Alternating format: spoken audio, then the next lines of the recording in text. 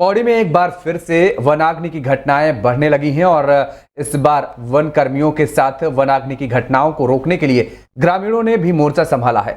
दरअसल बीते माह हुए बारिश के बाद कुछ दिनों तक भले ही वनाग्नि की घटनाओं पर जरूर ब्रेक लगा था, लेकिन एक बार फिर मौसम शुष्क होने के बाद फिर से पौड़ी के जंगल वनाग्नि से सुलगने लगे हैं। और आपको बता दें कि अदवानी के जंगल तक जंगल के बेकाबू होती आग पहुंच गई है। ये आग तमलाक गांव के खेतों से शुरू हुई, जो आज खपरोली अदवानी गगोटी के जंगल तक पहुंच गई है। मौके की सूचना पाकर वन विभाग की टीम और ग्रामीणों द्वारा वनाग्नि को नियंत्रित करने के लिए दौड़ पड़े और काफी मशक्कत के बाद वनाग्नि पर काबू पाया गया, लेकिन इस दौरान वनाग्नि से जंगल में लगाई गई वन संपदा को खासा नुकसान पहुंचा है। बुरांस, आफल आदि उसके वृक्ष भी इस आग की चपेट में आ गए और ग्रामीणों द्वारा यहाँ पर 11 से 12 बजे रात तक कड़ी मशक्कत के बाद अथक प्रयासों से आग बुझाने का प्रयास किया गया। और जैसे कि निरंतर जब भी आग लगती है तो नज़दीकी जो गांव है खपरोली, नगोली, चाहे बनगांव हो, वो हमेशा वन विभाग का सहयोग करते हैं और आग बुझाने में प्रयास करते हैं। और अभी भी आग लगी हुई है, अभी थोड़ी बहुत बुझ गई है और अगर अभी भी आग पर काबू ना पाया गया तो लाखों की संपत्ति जल के नष्ट हो सकती है। कल रात में जो सैटेलाइट डेटा से हमको सूचना मिली थी, अदवानी नॉर्थ और अदवानी साउथ में 2 जगह लार्ज फॉरेस्ट फायर की हमारे पास सूचना आई थी। कल शरारती तत्व द्वारा अपने नाप खेतों में आग लगाई, जो उसने बृहद रूप धारण किया और जंगल की तरफ बढ़ गई है और रिजर्व फॉरेस्ट तक पहुंच गई है। उसके बाद तुरंत वन विभाग की टीम मौके पर पहुंची, लेकिन आग बेकाबू होने के कारण हम लोगों ने लगा दिया है और आग कंट्रोल करने का काम हम लोग कर। कैंची धाम के 60वें स्थापना दिवस पर बाबा नीम करौली महाराज के दर्शन करने लाखों की संख्या में भक्तों का जनसैलाब उमड़ पड़ा, जिन्हें संभालने को जिला प्रशासन और पुलिस प्रशासन मुस्तैदी के साथ व्यवस्थाओं में जुटा हुआ है। और इस दौरान वरिष्ठ पुलिस अधीक्षक प्रहलाद नारायण मीणा ने बताया कि बाबा जी के दरबार में आए भक्तों की सेवा करने, उनको सुविधा प्रदान करने के लिए हमारी ड्यूटी और हमारा कर्तव्य भी है। बाबा नीम करौली महाराज जी के दर्शन को कैंची धाम मंदिर में पहुंचे भक्तों को एसएसपी ने स्थापना दिवस की बधाई देते हुए कहा कि जिला प्रशासन व पुलिस एवं मंदिर समिति द्वारा जो भी व्यवस्थाएं मेले के सकुशल संपन्न कराने के लिए की गई हैं, भक्तों के इस व्यवस्था को बनाए रखने में काफी सहयोग कर रहे हैं। अत्यधिक संख्या में भक्त अब तक दर्शन कर चुके हैं। शांतिपूर्ण खुशहाल तरीके से मेला चल रहा है। शटल सर्विस सुगम रूप से चल रही है। पार्किंग में भी भक्तों की संख्या काफी है, जिन्हें लगातार दर्शन कराए जा रहे हैं। यह कैंची धाम मेला ऐतिहासिक होने के साथ साथ शांतिपूर्ण तरीके से भी संपन्न होगा और बाबा के दरबार में आए भक्तों की सेवा करना, उनको सुविधा प्रदान करना, ये हमारी ड्यूटी और कर्तव्य है। उनकी सेवा करने का अवसर मुझे एवं मेरे विभाग को मिला रहा है, ये सौभाग्य की बात है। देखिए, सबसे पहले तो मैं बाबा के जितने भक्त हैं उनको मैं अपनी तरफ से बधाई देना चाहता हूं कि आज जितने भी भक्त आए हैं और जिस भी तरीके की व्यवस्थाएं जिला प्रशासन के द्वारा, पुलिस के द्वारा या मंदिर समिति के द्वारा की गई है, भक्तों ने उस व्यवस्था में बहुत सहयोग किया है और बहुत अच्छे तरीके से, शांतिपूर्ण तरीके से और बहुत ही खुशहाल तरीके से मेला चल रहा है।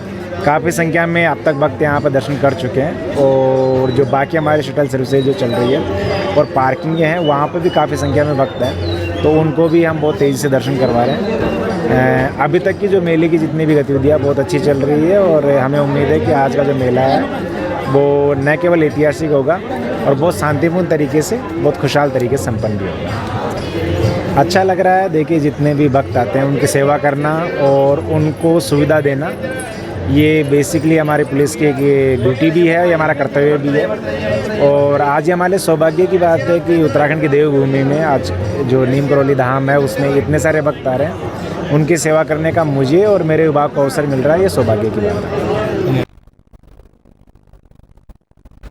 लक्सर पुलिस ने नगर में नशे के खिलाफ छापेमारी की है। घर के आंगन में कच्ची शराब बना रहे पति पत्नी को गिरफ्तार किया है।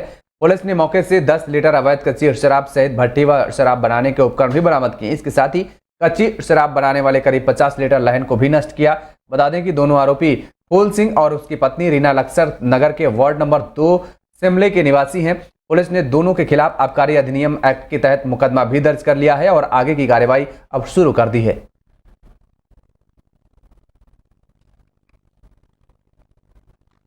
उत्तराखंड राज्य आपदा प्रबंधन प्राधिकरण की तरफ से उत्तराखंड में भूस्खलन प्रबंधन एवं जोखिम न्यूनीकरण विषय पर 2 दिवसीय कार्यशाला देहरादून में आयोजित की गई। भूस्खलन के प्रभाव और बचाव पर विस्तार से जानकारी दी गई।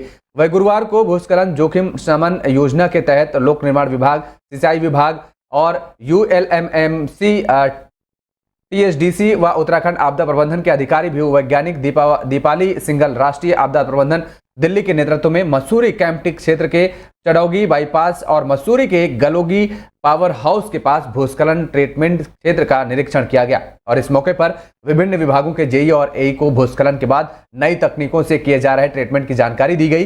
दीपाली सिंगल भूवैज्ञानिक राष्ट्रीय आपदा प्रबंधन दिल्ली ने पत्रकारों से वार्ता करते हुए कहा कि उत्तराखंड में भूस्खलन का प्रभाव बना रहता है और इसे पूरी तरह से रोका नहीं जा सकता, लेकिन कम जरूर किया जा सकता है। इसी को लेकर कार्यशाला में विषय विशेषज्ञों द्वारा चर्चा भी की जा रही है। उन्होंने कहा कि भूस्खलन जोखिम शमन योजना के तहत राष्ट्रीय आपदा प्रबंधन दिल्ली के द्वारा 4 राज्यों को चिन्हित किए गए थे और जिसमें से 3 राज्यों में काम लगभग पूरा हो चुका है। अब उत्तराखंड में भूस्खलन जोखिम शमन योजना के तहत काम किया जा रहा है। वह सभी संबंधित विभागों को भूस्खलन से होने वाले नुकसान और उसके बचाव के बारे में भूस्खलन प्रभावित क्षेत्रों में लोगों के साथ अधिकारियों और इंजीनियरों को नई तकनीकी के बारे में जानकारी दी जा रही है। बिल्डिंग करनी होती है, उन्हें समझाना होता है किस तरह वो प्रकृति को मेंटेन कर सकते हैं, किस तरह वो मेजर्स ले सकते हैं। मान लीजिए कभी सरकार नहीं पहुंच पाई वक्त पे, कहीं लैंडस्लाइड हो गया, उस पर्टिकुलर केस में अगर उन्हें उम्मीद लगती है कि उनका स्लोप और खिसक जाएगा तो उस पर्टिकुलर केस में वो टिम्बर पाइलिंग भी कर सकते हैं, अपने बायो इंजीनियरिंग मेजर्स लगा सकते हैं। तो इन्हीं सब जानकारियों को चलते हम इस तरह के मुहिम की शुरुआत करते हैं और राष्ट्रीय आपदा प्रबंधन कोशिश करेगा कि पूरे हिंदुस्तान में जितना भी हो सके उतनी ज़्यादा से ज़्यादा वो अपने एफर्ट्स के साथ मिटिगेशन मेजर्स को अडॉप्ट कर पाए। सरकार पूरी तरीके से तैयार है। सरकार की तैयारियां चलती रहती हैं वक्त के साथ साथ, क्योंकि कुछ कह नहीं सकते कि आपदा कितनी बड़ी और कितनी छोटी आएगी। हर तरह की आपदा के लिए हम अपने आप को तैयार करने की कोशिश करते हैं, लेकिन अगर बहुत बड़ी आपदा आ गई तो हम कोशिश करते हैं कि एटलीस्ट वहाँ के लोगों को समझा सकें कि वो कैसी हो सकती है नेचर में और किस तरह आप अपना बचाव खुद कर सकते हैं सरकार के पहुँचने से पहले। और उधर कोसी कांटे के रास्ते पर धारदार हथियार लेकर अवैध हथियारों से लैस होकर रास्ते में रोककर युवक पर जानलेवा हमला करते हुए मारपीट की और 2 राउंड फायरिंग भी की।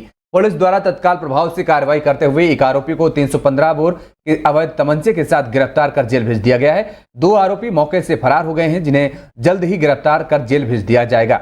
एसपी अभय सिंह फायरिंग की घटना का खुलासा करते हुए बताया कि ग्राम कोसी कांटा रतनपुर निवासी हृदय दयाल सिंह पुत्र जसवंत सिंह के ऊपर जान से मारने की नियत से धारदार हथियारों एवं 315 बोर के अवैध तमंचे से हमला किया गया था।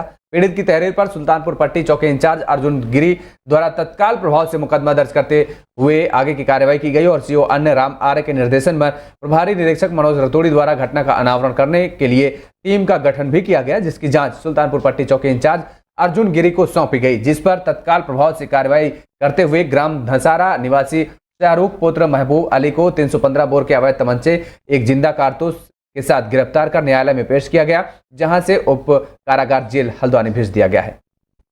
जो शाहरुख है इसकी हमारे द्वारा गिरफ्तारी की गई है और जिस वेपन से फायरिंग की गई थी, इलीगल वेपन था वो, उसको भी बरामद किया गया है। शेष 2 अभियुक्त हैं, गोविंदा और कालू, इसको भी शीघ्र हमारे द्वारा गिरफ्तार किया जाएगा। आज इस गिरफ्तार अभियुक्त को माननीय न्यायालय के समक्ष पेश किया जा रहा है। आदेश है कि कोई भी व्यक्ति फायरिंग करके, इलीगल वेपन यूज करके और जो दहशतमंद का माहौल पैदा करने की कोशिश करेगा या खुलेआम सार्वजनिक स्थान पर गुंडागर्दी करेगा तो निश्चित रूप से उस पर हमारे द्वारा सख्त से सख्त जो प्रभावी कार्रवाई हो सकती है उसको की जाएगी। शाहरुख का आपराधिक इतिहास नहीं मिल पाया हमें, क्योंकि ये मूलतः रहने वाला यूपी का है, तो लिहाजा अभी इसकी जानकारी हम कर रहे हैं और यही इसकी जानकारी आएगी तो उसको भी हम कहीं ना कहीं अपनी विवेचना में सम्मिलित करेंगे। निरंजनी अखाड़े के आचार्य महामंडलेश्वर स्वामी कैलाशानंद गिरी की तरफ से पंजाब निवासी गुरु सिमरन सिंह को निरंजनी अखाड़े का प्रवक्ता बनाए जाने पर विवाद तूल पकड़ता जा रहा है। अखाड़े के नाम से जुड़ी मुहर के इस्तेमाल पर भी सवाल उठ रहे हैं। अखिल भारतीय अखाड़ा परिषद के अध्यक्ष और निरंजनी अखाड़ा के सचिव श्री महंत रविंद्र पुरी महाराज ने स्पष्ट किया है कि अखाड़े का प्रवक्ता बनने का अधिकार स्वामी कैलाशानंद गिरी को नहीं है। पत्रकारों के सवालों का जवाब देते हुए श्री महंत रविंद्र पुरी महाराज ने स्थिति स्पष्ट करते हुए बताया कि इस बारे में अखाड़े के पंच निर्णय लेंगे और पूरे मामले की जांच कराई जाएगी। और हमें भी लोगों ने भेजा कि महाराज आपने किसी को अखाड़े का कोई पद बांटा है, मैंने कहा भाई नहीं, हमें इस बारे में कोई जानकारी नहीं है। मुझे पेपर भेजा गया, मुझे जानकारी हुई कि महाराज श्री के द्वारा किसी को कोई पद दिया गया है। मैं महाराज श्री को कहना चाहता हूँ, आपको ऐसा कार्य नहीं करना चाहिए। ये काम आपका नहीं है, किसको पद देना है किसको पद नहीं देना है, ये काम निरंजनी अखाड़े के पंच का है, निरंजनी अखाड़े के सचिवों का है, आपका कार्य नहीं है। मैं यही कहूँगा कि आप जो है अपना काम कीजिए, जो आपका कार्य है, जो आपका पूजा पाठ ये काम आपका है, वो काम आप कीजिए। और निरंजनी अखाड़े में पद या कोई भी कार्य है, इसमें आपका अधिकार नहीं है। निरंजनी अखाड़े के पंच क्या करने वाले हैं? देखिए, इस मामले में जांच की जाएगी, क्यों इसको बनाया गया है, ये कौन व्यक्ति है और किसने इसको बनाया, इसके बारे में जांच होगी। जांच के बाद हम बताएंगे कि क्या निर्णय हुआ क्या नहीं हुआ।